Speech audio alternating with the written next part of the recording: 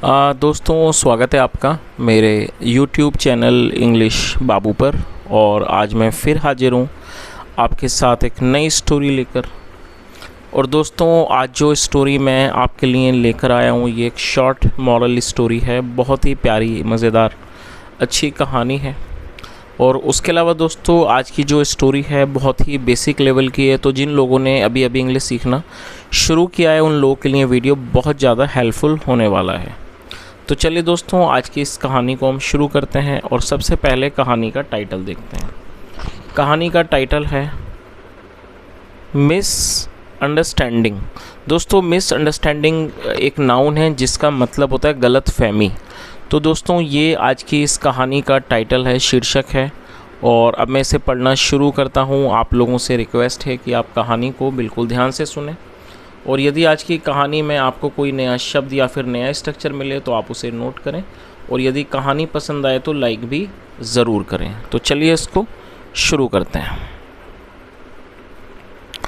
One day Tina's cousin brother came to meet her at school. क्या मतलब हुआ दोस्तों? ये जो वाक्य है ये एक पास्ट इंडेफिनिट का अफर्मेटिव वाक्य है। और जब हम पास्ट इंडेफिनिट में अफर्मेटिव का वाक्य बनाते हैं तो वहाँ वर्ब की सेकंड फॉर्म का यूज़ किया जाता है। कम का मतलब होता है आना और सेकंड फॉर्म में केम।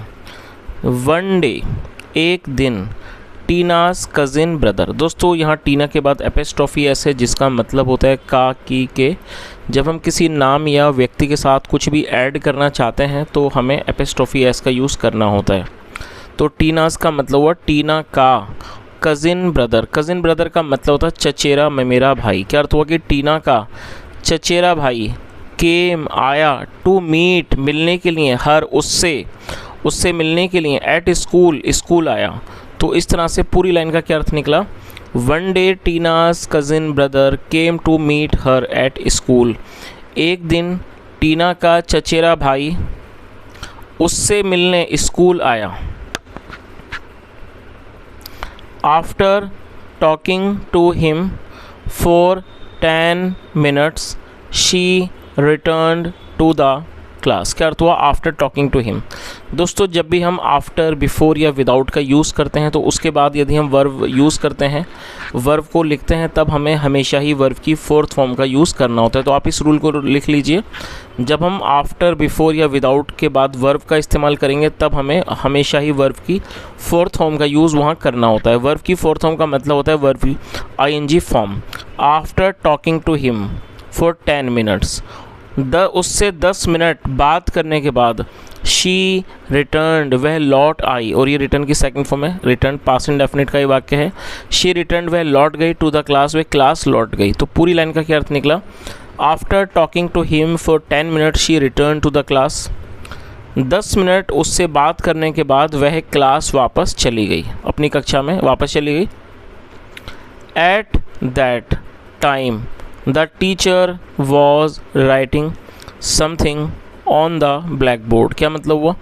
एट दैट टाइम का मतलब हुआ उस समय, the teacher was writing something. दोस्तों, ये जो वाक्य है ये एक पास्ट कॉन्टीन्यूअस का सेंटेंस है। पास्ट कॉन्टीन्यूअस का मतलब होता है ऐसे वाक्य जहाँ वाक्यों की टेल पर रहा था, रही थी, रहे थे जैसे शब्द आते हैं, ऐसे वाक्यों को पास्ट कॉन्टीन्यूअस कहा जाता है। और दोस्तों, पास्ट कॉन्टीन्यूअस में जब हम वाक्य बनाएंगे तो वहाँ पर वॉज या फिर वर का यूज़ हेल्पिंग वर्ब के रूप में किया जाता है। जब हमारा सब्जेक्ट होगा आई, ही, शी, इट या फिर सिंगुलर नाउन तब हमें वॉज का यूज़ करना होगा। और जब सब्जेक्ट होगा वी, यू, दे या फिर प्लूरल नाउन तब हमें वर्ब का यूज़ करना होता है। उसके अलावा हमें वर्ब की फोर्थ फॉर्म लगानी होती है जब हम सिंपल पास्ट कॉन्टीन्यूअस में वाक्य बनाएंगे। वर्ब की फोर्थ फॉर्म का मतलब होता है ING form. At that time उस समय, the teacher was writing something. और दोस्तों, यहाँ वॉज का यूज़ किया गया क्योंकि जो सब्जेक्ट है द टीचर वो एक सिंगुलर नाउन है। और जैसा मैंने आपको बताया सिंगुलर नाउन के साथ पास्ट कॉन्टीन्यूअस में वॉज का यूज़ किया जाता है। तो क्या अर्थ हुआ कि उस समय the teacher was writing something, जो टीचर था, जो शिक्षक थे, वो कुछ लिख रहे थे ऑन द ब्लैक बोर्ड पर। तो पूरी लाइन का क्या अर्थ हुआ कि at that time the teacher was writing something on the blackboard. उस समय शिक्षक बोर्ड पर कुछ लिख रहे थे। Tina did not say anything.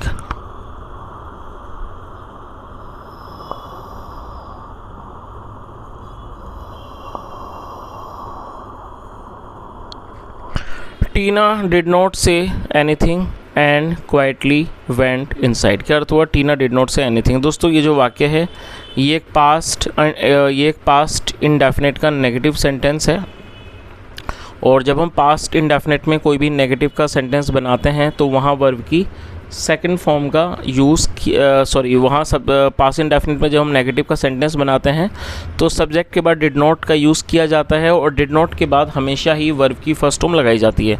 तो इस बात को आप नोट करें कि जब हम पास्ट इंडेफिनिट में कोई अफर्मेटिव का वाक्य बनाएंगे तब हमें सेकंड फॉर्म का यूज़ करना होता है, लेकिन यदि हम नेगेटिव या फिर इंट्रोगेटिव नेगेटिव का कोई सेंटेंस बनाएंगे तब हमें वर्ब की फर्स्ट फॉर्म ही लगानी होती है। तो ये वर्ब की फर्स्ट फॉर्म है। टीना डिड नॉट से एनीथिंग, टीना ने कुछ भी नहीं कहा, एंड क्वाइटली वेंट इनसाइड। और दोस्तों क्वाइटली एडवर्ब है जिसका मतलब होता है खामोशी से। एडवर्ब का मतलब होता है ऐसा शब्द जो किसी वर्ब की विशेषता के बारे में बताए। क्वाइट का मतलब होता है खामोश, और क्वाइटली मतलब खामोशी से। और दोस्तों आप देखेंगे ज़्यादातर जो एडवर्ब है वो ly पे ख़त्म होते हैं। क्या अर्थ हुआ? एंड क्वाइटली वेंट इनसाइड, वह और खामोशी से चुपचाप अंदर चली गई। एंड सैट डाउन, और बैठ गई, नीचे बैठ गई। सिट मतलब बैठना, second form sat. And sat down on her seat, और अपनी सीट पर बैठ गई। तो इस तरह से पूरी लाइन का क्या अर्थ निकला? टीना डिड नॉट से एनीथिंग, टीना ने कुछ भी नहीं कहा। एंड क्वाइटली वेंट इनसाइड, और चुपचाप अंदर चली गई। And sat down on her seat, और अपनी सीट पर बैठ गई। आगे देखिए। After writing, the teacher went to Tina and asked her who was he। क्या अर्थ हुआ? After writing. और दोस्तों जैसे मैंने आपको शुरू में बताया था, जब हम बिफोर, आफ्टर या विदाउट का यूज़ करते हैं उसके बाद फोर्थ फॉर्म का यूज़ किया जाता है। आफ्टर राइटिंग का मतलब हुआ कि लिखने के बाद। द टीचर वेंट टू टीना, दोस्तों ये पास्ट इंडेफिनिट का ही वाक्य है जहाँ पे सेकंड फॉर्म लगाई जाती है। गो मतलब जाना, सेकंड फॉर्म वेंट। लिखने के बाद द टीचर वेंट टू टीना, जो टीचर थी, जो शिक्षक थी, वो टीना के पास गई। एंड आस्क्ड हर, और उससे पूछा हु वॉज ही। दोस्तों ये जो वाक्य है ये एक सिंपल पास्ट का ही वाक्य है जहाँ पर वॉज का यूज़ हेल्पिंग वर्ब के रूप में किया गया है। उसके अलावा ये एक इंटरोगेटिव सेंटेंस है, और दोस्तों यहाँ पर हु का यूज़ किया गया है। हु एक रिलेटिव प्रोनाउन है, उसके अलावा ये एक इंट्रोगेटिव वर्ड भी है, तो यहाँ इसे एक इंट्रोगेटिव वर्ड के रूप में यूज़ किया गया है। और हु का मतलब है कौन। तो क्या अर्थ हुआ? हु वॉज ही, वह कौन था। तो इस तरह से पूरी लाइन का क्या अर्थ निकला कि लिखने के बाद जो टीचर थी, टीचर वेंट टू टीना, वो टीना के पास गई। एंड आस्क्ड हर, और उससे पूछा हु वॉज ही, वह कौन था। टीना रिप्लाइड विद फ्राइट। दोस्तों रिप्लाई का मतलब होता है जवाब देना, और ये सेकंड फॉर्म है, पास्ट का ही वाक्य है। और आप इसे नोट कर लीजिए, FRIGHT। फ्राइट एक नाउन है जिसका मतलब होता है डर, भय। तो क्या अर्थ हुआ? टीना रिप्लाइड विद फ्राइट। और दोस्तों विद को यहाँ पर कंजक्शन के रूप में यूज़ किया गया, तो इसका मतलब साथ नहीं है, इसका मतलब है से। टीना रिप्लाइड विद फ्राइट का मतलब हुआ कि टीना ने डर से जवाब दिया। He was my cousin brother, तो उसने क्या जवाब दिया? He was my cousin brother. और दोस्तों ये भी सिंपल पास्ट का वाक्य है जहाँ पर वॉज का यूज़ हेल्पिंग वर्ब के रूप में किया गया है। वह मेरा चचेरा भाई था। The teacher again asked the question and Tina gave the same reply। क्या अर्थ हुआ? The teacher again asked the question, जो टीचर थी, शिक्षक थी, again asked the question, उन्होंने दोबारा सवाल पूछा। and Tina gave, और दोस्तों ये भी पास्ट का ही वाक्य है, give मतलब देना, और ये सेकंड फॉर्म है gave। and Tina gave the same reply, और टीना ने वही जवाब दिया।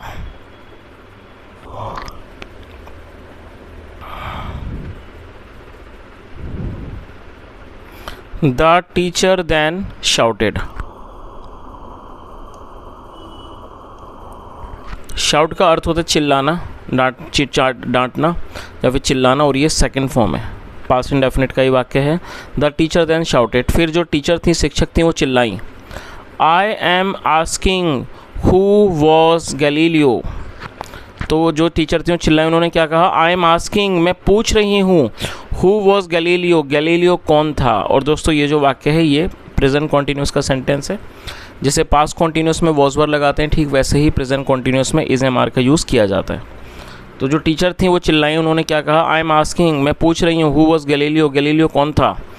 The whole class burst into laughter, जो पूरी क्लास थी वो खिलखिला के ज़ोर से हंसने लगे। When they came to know, जब उन्हें पता चला, और दोस्तों come to know मतलब पता चलना, और ये सेकंड फॉर्म है। When they came to know, जब उन्हें पता चला, they both, that कि उन्हें जब उन्हें पता चला, that both the teacher and Tina had misunderstood each other, कि दोनों ही टीचर और टीना had misunderstood each other, उन दोनों ने ही एक दूसरे को गलत समझा था। तो इस बात पर जो पूरी क्लास थी वो खिलखिलाकर हंस पड़ी। तो दोस्तों इस तरह से छोटी सी कहानी यहीं ख़त्म होती है, और मैं उम्मीद करता हूँ कहानी आपको अच्छी लगी होगी। और यदि आपने आज कुछ सीखा हो और मेरा पढ़ाने का प्रयास आपको अच्छा लगा हो तो आपसे रिक्वेस्ट है, आप वीडियो को लाइक करें, शेयर करें, चैनल को ज़रूर सब्सक्राइब करें। यदि कोई सुझाव हो तो कमेंट में ज़रूर बताएं। यहाँ तक सुनने के लिए thank you so much. Have a nice day and bye.